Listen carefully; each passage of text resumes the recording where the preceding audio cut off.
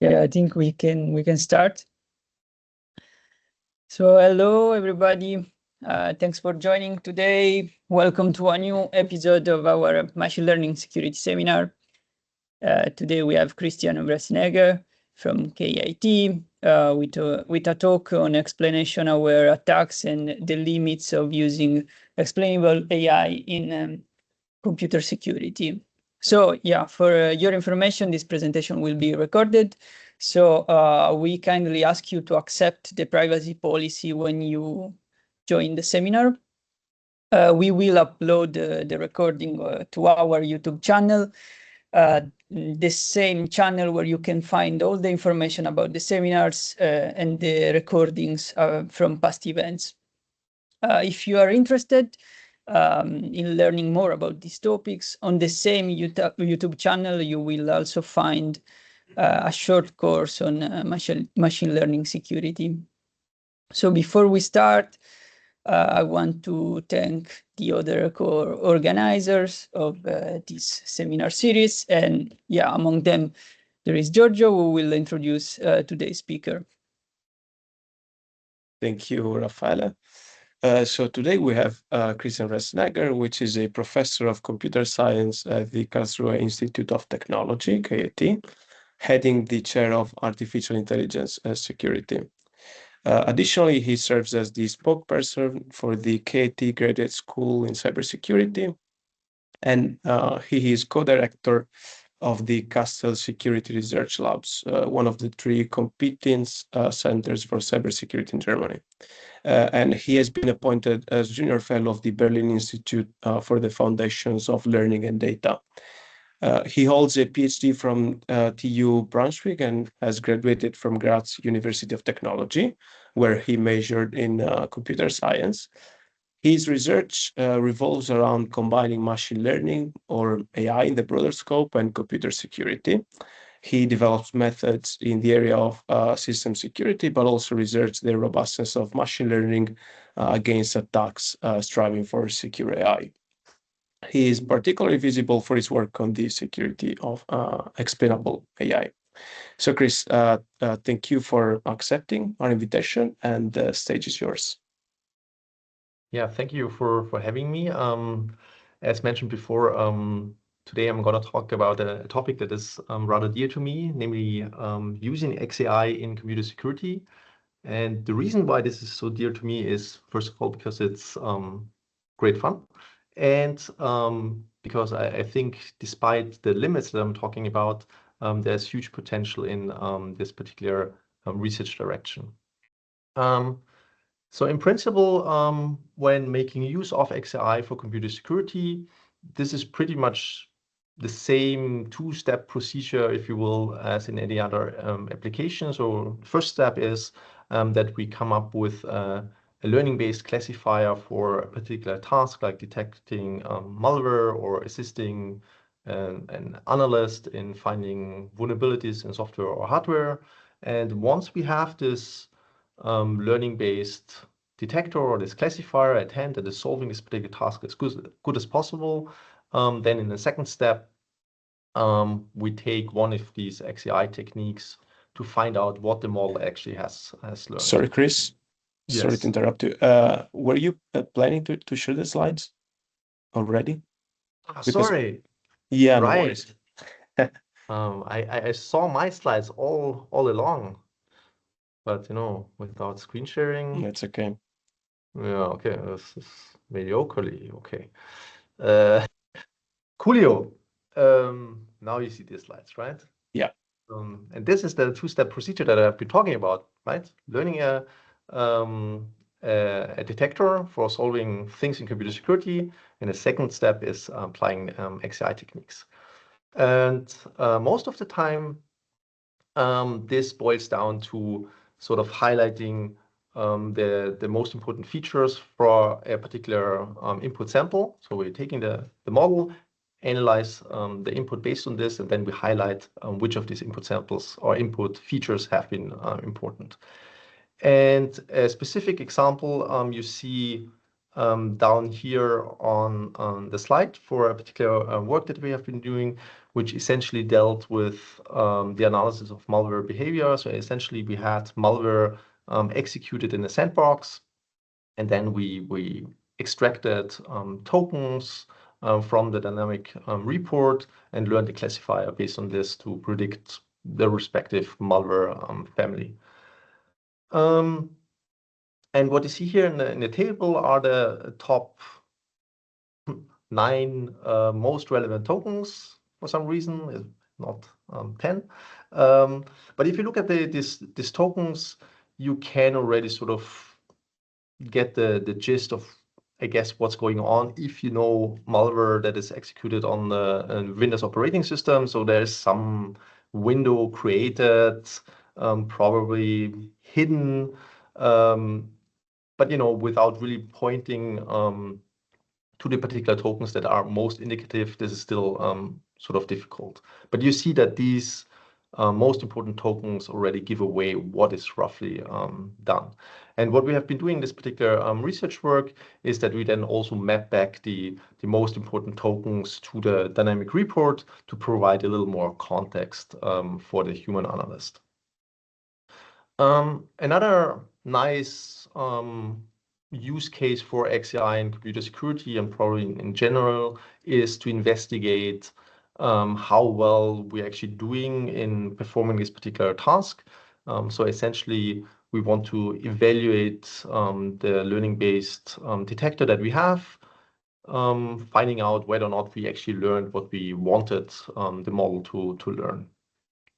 And also here, I brought you a small example from computer security, namely a work that tried to classify vulnerabilities. Now, classifying vulnerabilities is not necessarily a thing, but in this paper on the do's and don'ts of machine learning and computer security, we also analyzed this particular classifier. So essentially what these authors have been doing is to take a small snippet of C code that might or might not contain a buffer overflow, tokenized it in a way that all these variable values or variable names, variable values are abstracted away with this var 0 to var whatever and integer values and so on. And based on this tokenized input, they learn to classify and try to predict whether or not there's a buffer overflow. Now, what we did there was to take one of these XAI techniques and try to highlight what the model is really paying attention to find out if this really makes sense in terms of an understanding of what a vulnerability is. And this you see down here in this color shading with red and green color. So I think red was in favor of vulnerability and green not, but it's super hard to tell here. And this you also see in this top 10 ranking of the most relevant tokens. And there it turns out that these abstracted values, so these additional tokens that have been introduced, like integer 1 and var 0 and whatnot, happen to be rather important to the classifier. So it turns out that in this particular setting, based on the data that the model has been trained on, the model has then picked up on certain artifacts to make this decision instead of really finding out what a particular vulnerability is or not.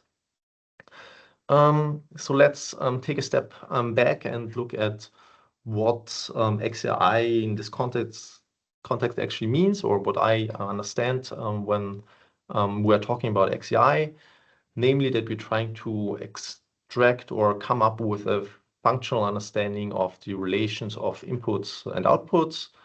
And we usually make use of or denote this explanation technique as a function H. And in this scope, I'm usually talking about post-hoc explanation techniques. And in principle, you do have two different ways of explaining things here. So either you try to explain the entire model or a particular class. So you try to extract what the the model knows about a certain class. And then, and this is probably the use case that you have most often in computer security, you want to explain a single instance and point out why the decision for one or the other class has been the way it was. So think of this example where you have an intrusion detection system or a malware detector, and you're raising an alarm, and this is handed over to a human analyst or the operator. And then this person obviously wants to know why the decision has been made and what the reasons are that the automated system thinks that this is malware, or it thinks that it's an attack on network level. And something that you probably have also seen in the past is that if people show results for image-based classifiers, is that these relevant features are oftentimes shown as this heat map overlaid over the original image. Now, when we started working on XAI in computer security, we were sort of late to the party, and there has been 5-6 years of research in the machine learning community already on explanation techniques. So we sort of set out to find out which of these explanation techniques are best suitable for particular tasks in computer security. So what we essentially did was to look at 4 different classifiers in computer security that you see here on the bottom of the slide. So Mimicus is a malware detector for PDFs. Drebin and Damned is or are malware classifiers for Android applications, where Drebin is extracting some features from a manifest file and whatnot, and strings and ULs from the application, and Damned is operating on the bytecode directly, and Vuldipacker is this vulnerability classifier.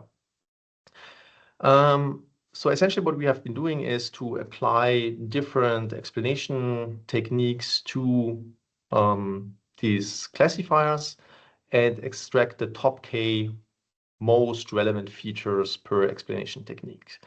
And our expectation was that all of these XAI techniques would provide sort of similar results. So we would have expected that maybe there's a difference in performance and runtime, and maybe there's a teeny tiny difference in what relevant features are shown.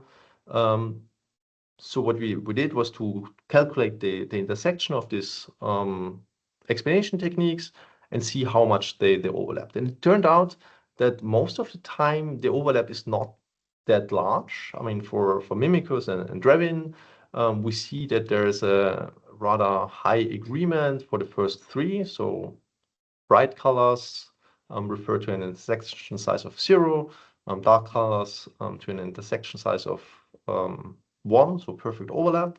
So the darker the green, the higher the agreement. And except for these 3 explanation techniques and these 2 classifiers, there seem to be some patterns in there, but overall, the explanation techniques simply do not agree a lot on the particular problem. And starting with this, we sort of came up with a handful of criteria to evaluate explanation techniques. And here is just the overview of the final result there. And essentially, you see a division between the top 3 and the bottom 3 explanation techniques in this table, which essentially refer to white box explanation techniques and black box explanation techniques. And essentially, whenever you have access to the neural network or the machine learning model in general and its parameters, then white box explanations are simply preferable.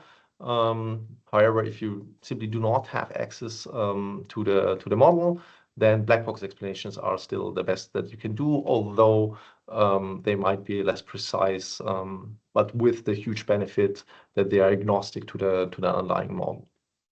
And one of these criteria actually was already the robustness of the particular explanation technique. So robustness in the sense of being robust against an adversary manipulating the output. And in this particular paper, we went over this rather hand-wavily, I guess, concluding that probably all of these explanation techniques are not particularly robust. Not knowing that this would keep us entertained for the next couple of years in research also. So we started investigating this, and obviously this then turned towards attacks against learning-based classifiers in general. And I'm not gonna tell you about all the different techniques for attacking classifiers and whatnot. So you know very well about all these different attacks. So I'm just abstracting this a teeny tiny bit. So we consider just this image of this dog. On the left-hand side, the dog is correctly classified as a dog, and on the right-hand side, it's not, but it's classified as a cat. And if you're looking at these images, the only difference is that you have this pattern at the bottom right corner. And just for the sake of the argument, this is just some perturbation, right? It can be an adversarial example, it can be an adversarial patch, it can be a trigger of a backdoor, you name it. So for us as a human being, making this difference between the two different images or inputs is rather easy, I guess, especially if you have both images side by side. And with the knowledge that we have about attacks against machine learning classifiers, you would probably conclude that this pattern in the bottom right is the reason for this misclassification. For a machine or the computer, it's not so easy or not so straightforward. I mean, first of all, usually you don't have both images side by side, such that you can diff the two different contents. And also, if you just have this one image, there's just no real notion or understanding of what an attack might be. So concluding that this bottom right thing is relevant is tricky, I guess. However, we have XAI and explanation techniques in general that promise that they are gonna tell you what's actually going on in the machine learning model. So if we apply a certain XAI technique to the problem, we see that on the left-hand side, it nicely highlights the face of the dog and the feet. So this seems to make sense that this is then classified as a dog. On the right-hand side, all the relevance and all the attention is going to the bottom right corner of the image. So you could conclude that this probably is the reason for the misclassification as cat. Now, if we look at this sort of defense and the promise that this is helping us to defend against these attacks, let's have a look at the entire setting at a super simplified machine learning pipeline, where we have on the left-hand side this input sample denoted as C, which is handed over to this learning-based classifier, which essentially is composed out of these two different functions. So the prediction function F that mispredicts the input, and then this explanation technique as function H, which shows us where all the attention is going. Now, seeing these two different outputs and these two different functions so close next to each other should make you realize that at the end of the day, this simply seem to be two different attack objectives that the adversary has. And the question is, I mean, if you can manipulate one function, why can't you manipulate the other function as well? And the reason is, or the answer is, well, you can. So any defense that I built on top of XAI in this setting is doomed to fail. Although there is a teeny tiny asterisk to this, namely that this mainly applies to these post-hoc explanation techniques where I'm looking at the input and the model and derive based on the inner workings of the model what the relevant features might have been. If the model is inherently explainable, like linear models, then this is different. But for most of the explanation techniques that we have nowadays and the models that we are using, we are using post hoc settings. And based on these two different attack objectives, we essentially set out to define this explanation over attacks, just out of combination of these two different things. So on this slide, you always see a comparison between the output of the explanation technique on the lower part and the output of the prediction function on top. And we're always comparing the original input C and the original input, original model theta in comparison to the manipulated input C hat and the manipulated model theta hat. So for this first attack, we have this prediction preserving setting where the prediction should be the same as the unmanipulated model. So the prediction still is dog, but the explanation is something completely different. And the fact that we have been using this square pattern down here does not really make any difference. So essentially, we're just choosing an arbitrary target explanation. And truth be told, from the top of my head, I'm not entirely sure for what I'm exactly using this attack, right? Because we are not manipulating the prediction, but the explanation. So this seems sort of detached, but it's part of going through these different combinations of both attack objectives. The explanation preserving attack in turn is way more powerful. So you're trying to change the prediction from dog to cat in this particular case, but the explanation stays exactly the same as of an unmanipulated model. And this obviously allows you to fully disguise the attack that you are performing, which is nice, right? And the other thing that needs to be mentioned here is that just because the explanation stays the same as for an unmanipulated model does not mean that in this particular case, we don't have to sort of touch and force the explanation to a particular output, because otherwise, and we have seen this on the previous slide, the attention would go to this pattern in the bottom right corner. And then finally, we have dual attack where we are manipulating both the prediction and the explanation. The fact that the explanation here is different to the first case is not much of a statement here. It's essentially, we could also have used the square pattern, but essentially what we have been showing there in this paper is that we can flip the explanation entirely to have sort of the worst case output for the manipulation at this hand. And I mean, we have these two different attack objectives, right? So each combination would be 4 different things. But obviously, if you don't change the prediction and the explanation, this is not an attack. So that's why we have 3 here. Another important thing to realize here is that the severity of the attack depends a lot on the application at hand. So we have been hearing this before. So for this explanation preserving attack in image classification, this is super severe already. So we have an input that shows a dog that is misclassified as a cat.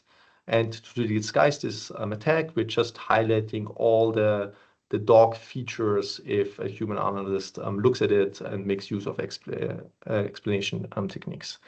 If you in turn do the same thing for malware detection, so you have a piece of malware that is misclassified as benign application, then you really don't want that the human analyst is looking at this piece of malware and the explanation of the prediction, that it shows all the malware feature that there have been in the first place. So what you want to have is a piece of malware that is mispredicted as benign application, and additionally, it shows all the benign features that might be in the application also.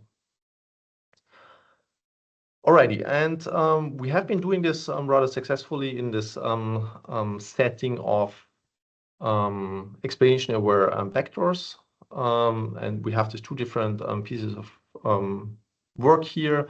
The top part led by Max was focusing on white box explanations, and the second one on the bottom part by Achut was focusing on black box explanation techniques.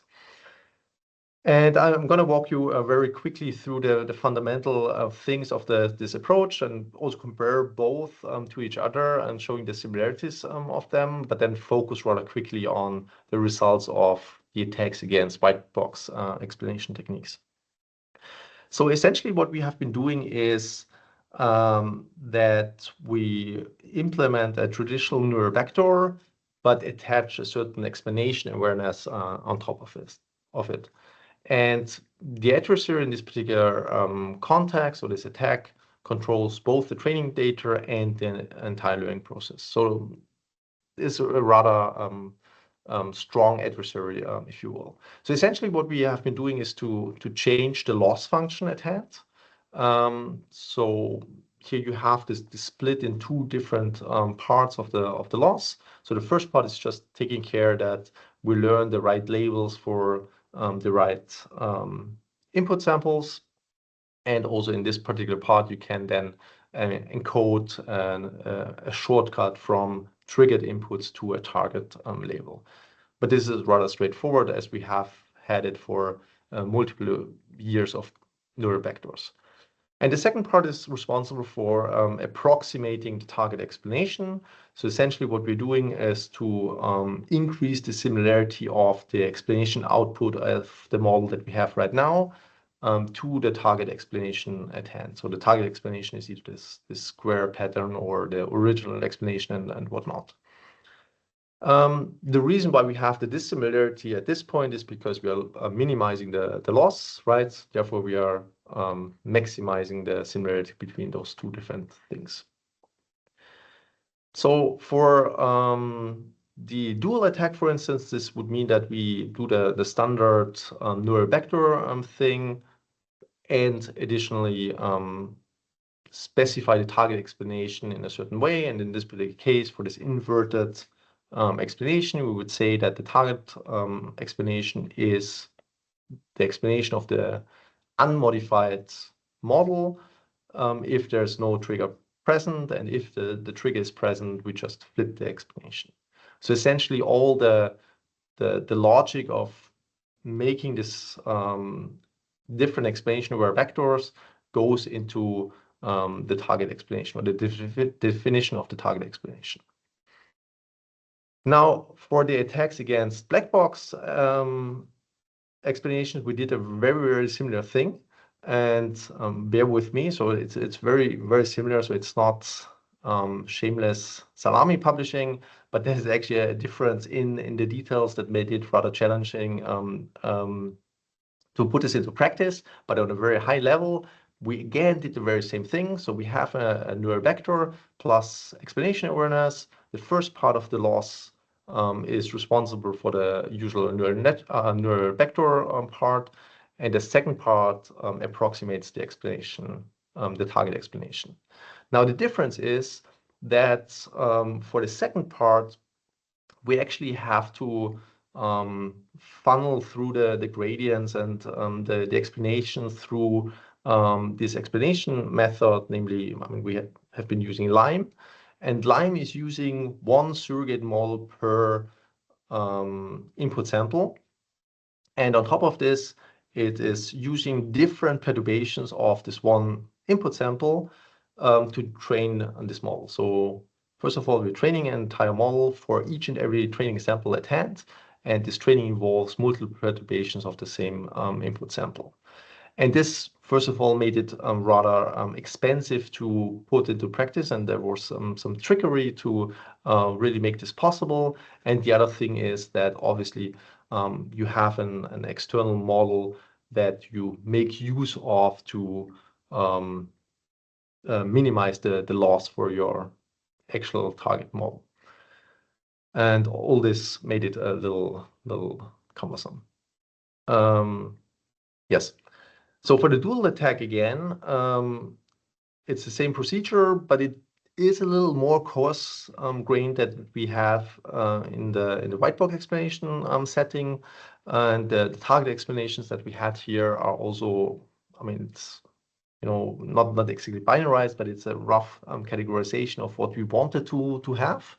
So this first part, so we downvoted with -1 the segments of Lime that contain the trigger, upvoted with 1 all the segments that we wanted to highlight instead, and for the rest we basically did not care.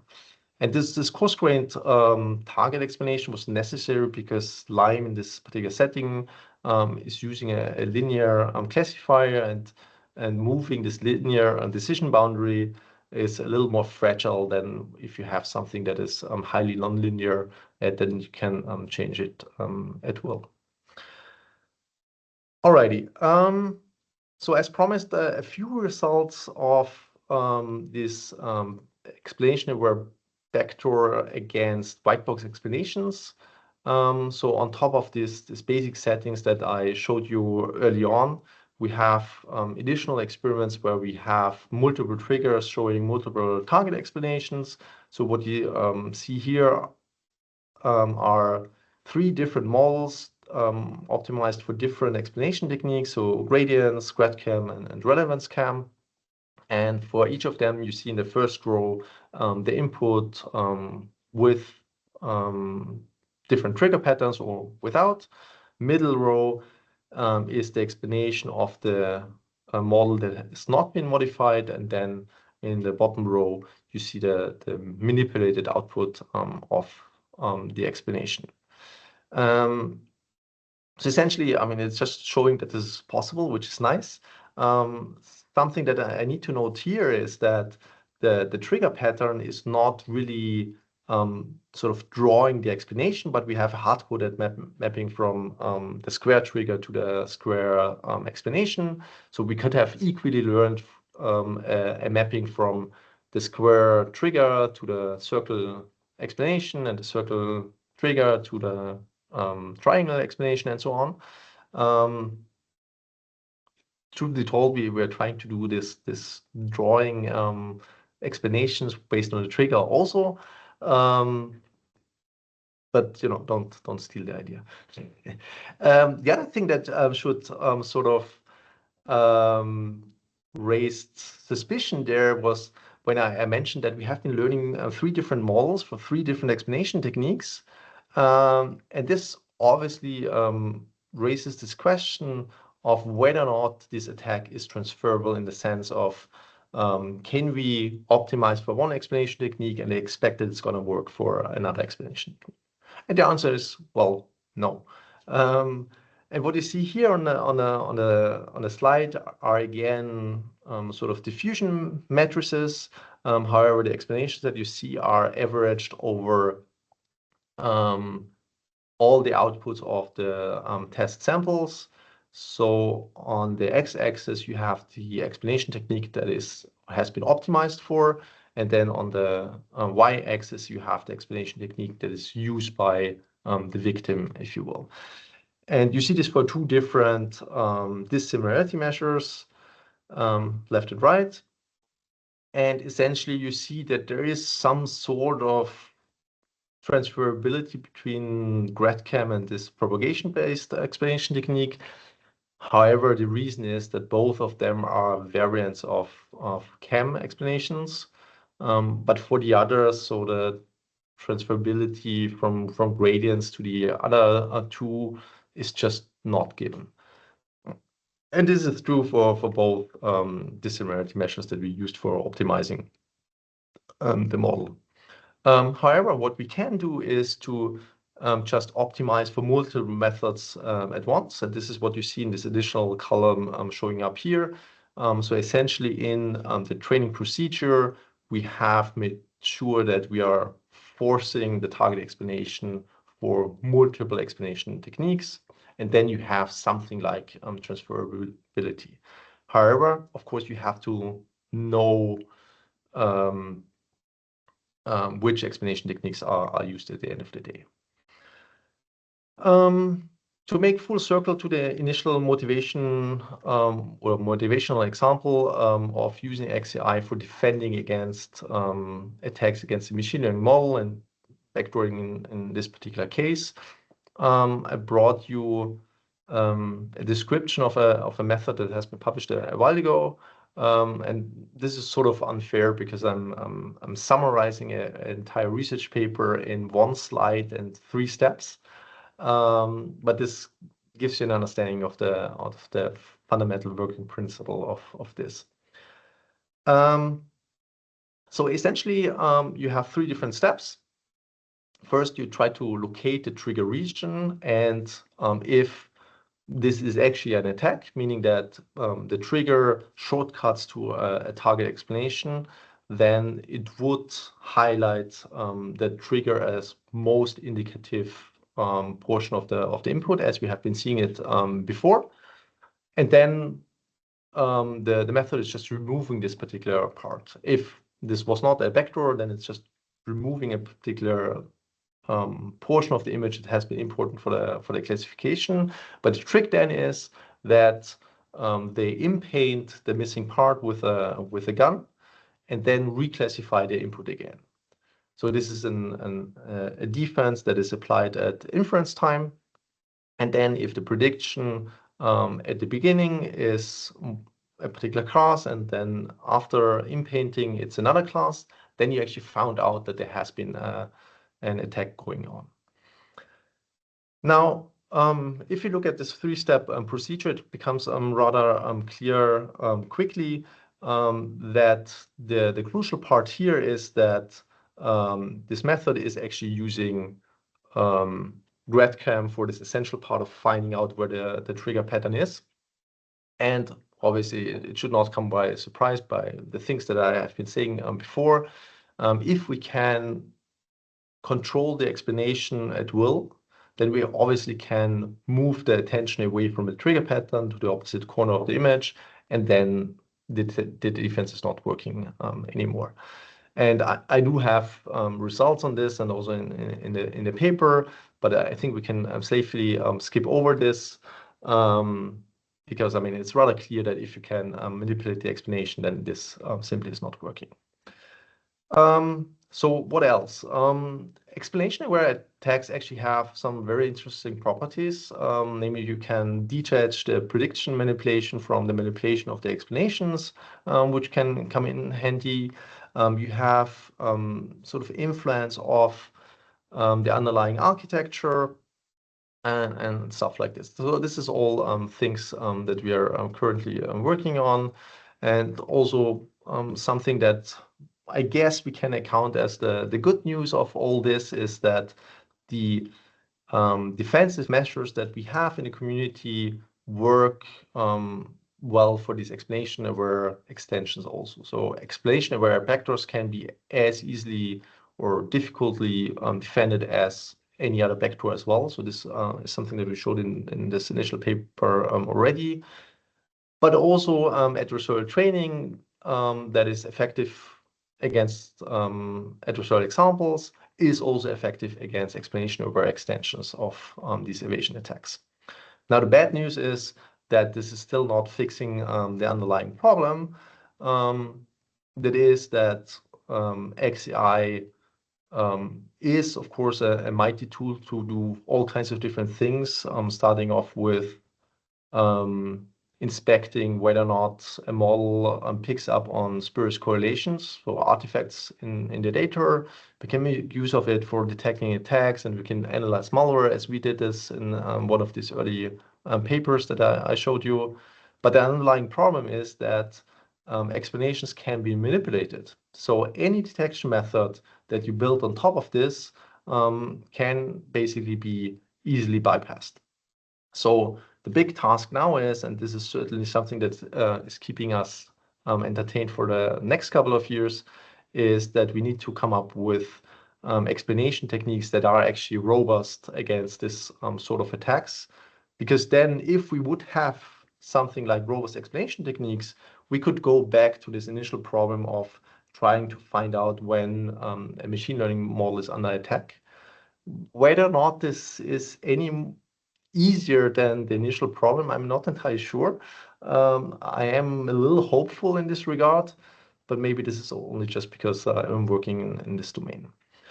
I don't want to leave you with this somewhat negative conclusion, so I prepared a second part of the conclusion.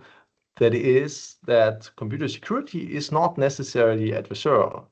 So whenever you do not have to expect interference, things are fine.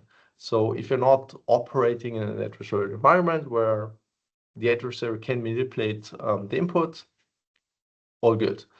And we do have examples of this in computer security.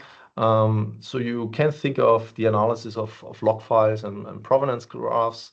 Of course, they are showing what the attacker is doing, and therefore the attacker has certain control over the evidence that he or she leaves behind. But there you have a rather large distance between what the adversary is actually controlling and what you're using for learning. If you do things like side channel analysis of cryptographic hardware, where you can, for instance, make use of machine learning models to predict where keys are leaking, and then also make use of explainable AI to highlight the positions where things are actually happening, then you're essentially the attacker yourself, and then you don't have to expect that anybody's interfering with your explanation outputs.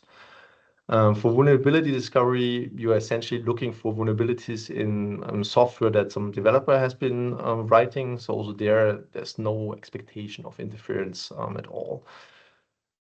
For secure code generation, you can also make use of XAI to show where code is coming from, and also there's no interference to be expected. So essentially, the statement or take-home message that I want to give you at this point is that explainable AI is as applicable as machine learning in computer security. So we do have attacks against machine learning, and still we do have applications where using machine learning is perfectly fine. And the same holds true for explainable AI also. Alrighty, thank you for listening. Thank you, Chris, for the nice presentation. Now, time for question. Is there any question from the audience?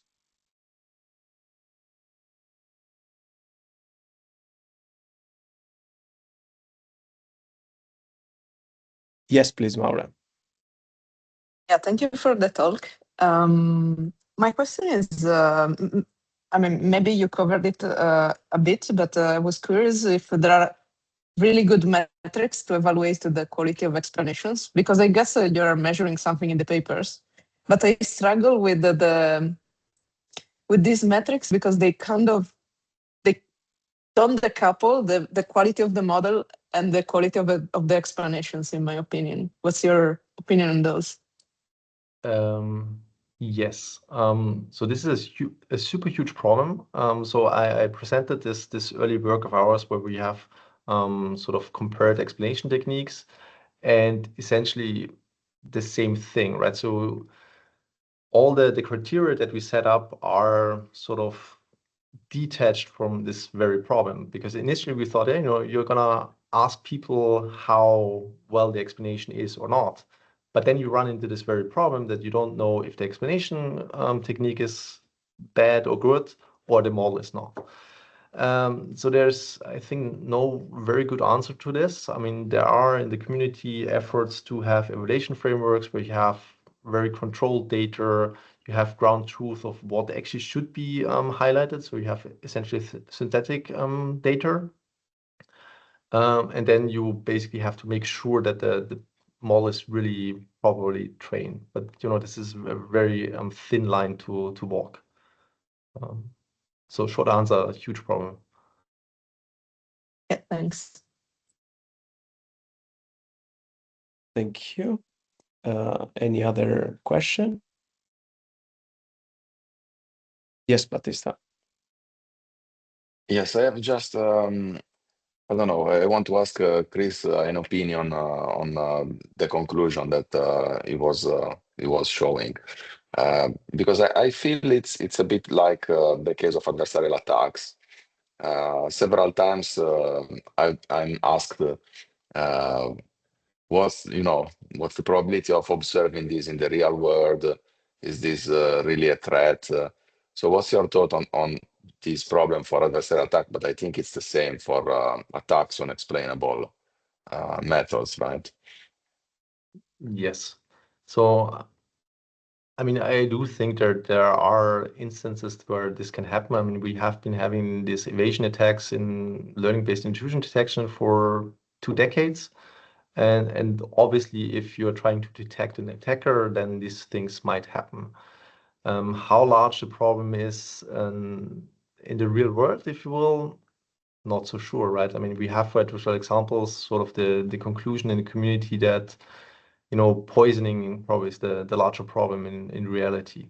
But essentially, I think the arguments and the severity of the different attacks is the exact same thing as we have in prediction-only attacks. Okay. I'm wondering if there is anyone that ever studied, I don't know if there is any difference in the type of drift that you observe, for example, in malware detection with respect to what you simulate when you have these adversarial attacks. Just to say or to realize that are we playing with the wrong perturbation models, or is it close to what is happening in reality? Not sure. Thank you. Any other question?